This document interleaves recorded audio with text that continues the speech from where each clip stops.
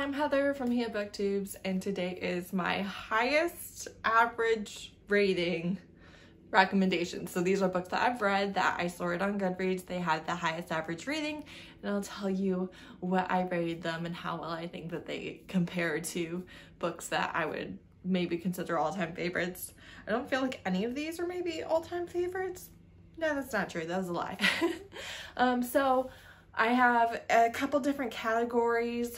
One is my actual highest average ratings, but those tend to have a very small amount of reviews, so that probably really affects it. And then I did the ones with like tons of ratings, like millions. You know, I don't really have time to film this video, but it's supposed to go live tomorrow, so we're filming it anyways. So yeah, we're gonna do this right now. Okay, the highest average rating as of the time that I wrote these notes, so you know, things could have changed between then and now, but this is when I wrote these notes, is Inextricably Tied, which is Lost Touch Duet #2 by Aveda Vice. This has an average rating of 4.80, which might be like one of the highest ratings I've ever seen. And I gave this book 5 stars. This is the second book in a duet. The first one is a prequel novelette. It's only like 25 pages. It's about a banshee and a gargoyle, and here in the full length, it's kind of monster murder mystery type thing. And they also add a third, which is a night terror. So it's a polyamorous relationship, explores grief and religious trauma and feeling safe enough with someone to open up to them emotionally. And I thought it really delivered. I loved it. Obviously, I really do love Aveda Vice's writing, so this is not a surprise if you are familiar with my channel, but yeah, I loved it. I think it deserves a high rating. Next, I have Marry Me Twice by Monica Walters with a 4.79, and I gave this 4 stars, and I do not remember what this is about, so I'm gonna look on Goodreads. Oh, okay. I do remember this. So this is Black love, and the hero is an immigrant from Sierra Leone. So he's in the States to study chemical engineering, and he's accomplished everything he wanted to accomplish, and his dad still doesn't approve of him. So he decides to stop trying to please his dad and live his life for himself. So she is trying to help her family back in Nigeria, but is struggling. In fact, I believe she's homeless, like living in her car when he finds her. Yes, so she really thinks he's a player. He's really attracted to her and wants to help her because she's going through it. She's lost her job. There are so many setbacks happening right now. And we definitely live in a society where any setback can be the domino that makes it kind of all fall apart, right? So I do remember this now, and I do remember really enjoying it. There you go. I support the rating. Obviously, I gave it 4 stars, but I liked it. Next is 2 Minute Warning, which is Houston Skyhawks #2 by Alexandra Warren. This has an average rating of 4.77, and I gave this 5 stars. This is a Black love book. It is a NFL football book, and it's the second book in the series. I personally loved this one more than the first one because I really disliked the conflict in the first one.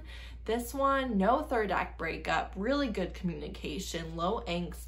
She is a Instagram influencer, and he is the quarterback for the team, and her father is a gambler on sports. Like, it's known that he does, it's not a casual thing, and so the quarterback is a little bit hesitant to get into a relationship with her because obviously it could be really bad for his career if he's accused of doing things to win bets, right? That's career-ending stuff. And if you do enjoy football, this is written by an author who knows their stuff, and so you know the game aspect is present and is accurate and all of those things.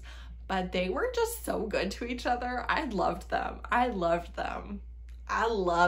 This is one of my favorite books of July. Then I have Kingston by Monique. This is a 4.76. I gave this 3 stars, and I remember this one. So the thing about this is I think it's a little bit more, how Hi, I was trying to think of street lit, which is its own genre, and it can have romantic elements, but it's not necessarily romance. It's much more focused on like suspense, and is often more hard-hitting and stuff like that. So while this does have an HEA, so I would consider it romance, it definitely has a lot of street lit elements. That's what that was. Wow, I just lost my words. It's a black book. It's all black characters, right? And there is a romance present for sure, but there was the death of a side character that I was not expecting and really affected me, and I was like, oh my god, I don't know that I like this. There was definitely quite a few different, there was a lot of criminal elements. I'm trying not to be spoilery, right? There was a lot of criminal elements that I didn't really love how it played out. So as far as their romantic relationship, loved that. A lot of the plot and the side characters I took some issue with because I didn't like them. Which you all know, like, just my taste. I don't want to be annoyed by a side character the whole time. There's this one side character that I just was like not rooting for him to have any more chances, and he kept having chances given to him by the main couple, and there were definitely consequences of his actions and stuff, and I was just like, oh, I don't like it. So I remember this one, but the couple themselves were great. The kind of tragic side plots I didn't like. Then lastly for this section, I have Seducing a Savage by B. Love. This has a 4.76 and I gave this 4 stars. This one is a novella and it is kind of a second chance type thing. So I believe that they dated when they were younger, maybe just friends, but she has been gone. She lives in another city and she comes back home, and it turns out that he had like, I believe it was a stroke, and he's like 32 or something. He's very young, right? But he's a workaholic and he has been driving his body into the ground. And she also had some health scares and had to fix her schedule and fix her work-life balance because she's a business owner and you can work all the time. And so his mom kind of requests her to help him maybe slow down a little bit and realize that there's more to life than 18-hour work days, right? And it was really sweet. I liked the health stuff that was added in. I thought that was done really well. B. Love does kind of like spiritual, and she says like gangster and godly. It's a very interesting mix, and one that I have not gotten from any other author quite like she does it. I do recommend this one. So the only one of those that I don't wholeheartedly recommend is Kingston, and that's because of the tragic side plots, and if you're okay with that, then it's really well done. So, you know, if you like that, it's a good book. It delivers on what it's trying to do. Okay, these are the ones with the most ratings with the highest average, okay? First one is The Hunger Games by Suzanne Collins. This has 7,452,776 ratings. It has an average of 4.32, and I give this 5 stars. This was unlike anything I had read at the point that I read it, and I absolutely loved it. I remember reading these books just unputdownable. I was like 20, 21. I was married, but I didn't have any kids yet. And yeah, I just remember reading all of them on the recommendation of my sister and being obsessed. Then I have Pride and Prejudice by Jane Austen, which has 3,648,597 recommendations.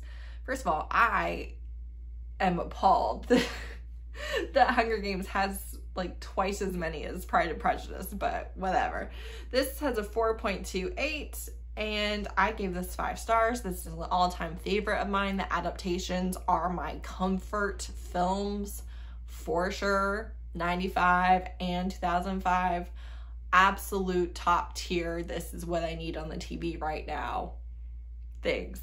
I love Jane Austen. I think that she was truly brilliant. I think the way that she saw her society and was able to put it in a way that was still publishable for the time, and her own tragic life story and all, like, she was just someone that if she had had the freedom to give everything that she was capable of, wow. Because what she did with so much limitation on her was incredible. Then I have The Lightning Thief, which is Percy Jackson #1 by Rick Riordan. This has 2,479,949 reviews as a 4.28 average, and I gave this 5 stars. I read this as an adult for the first time. I never read any of Rick Riordan's works, and I really enjoyed it. I thought that it was what it set out to do. Like, it was really good. I actually read like a lot, like over 20 probably Rick Riordan books in like a very short period of time, like a couple months. And I gotta say, his books are not really meant for that, I don't feel like, because it's like the same thing over and over again. We have 5 days, we have 8 days, we have 3 days to save the world. And so if you do read that many back to back to back, it does kind of feel very formulaic. But again, I like mocha. Like, mocha is supposed to be formulaic. It's supposed to be chocolate and coffee.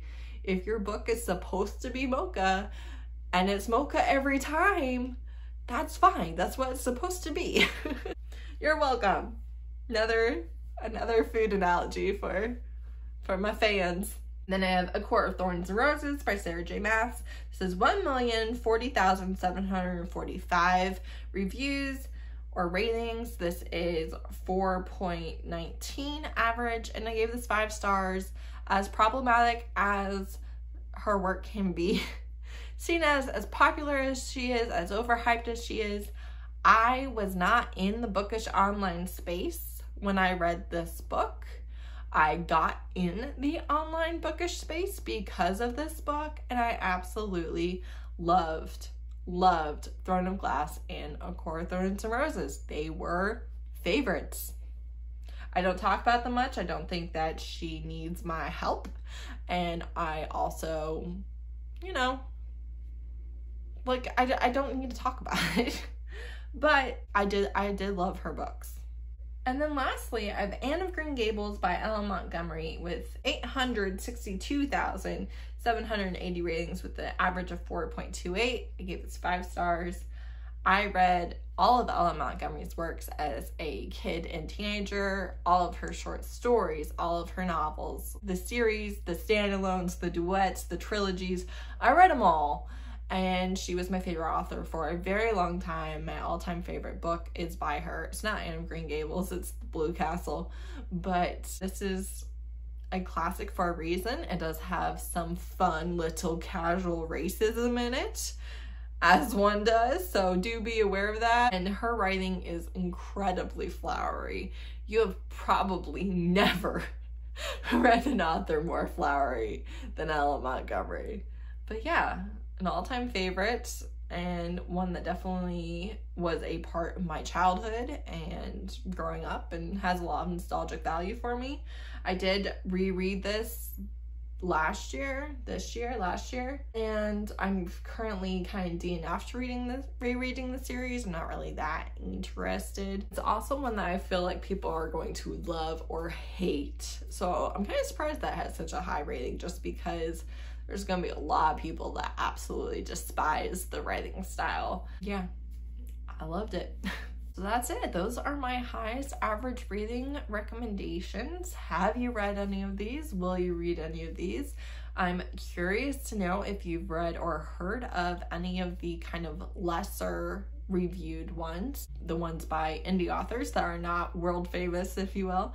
And yeah, thanks so much for watching. Bye.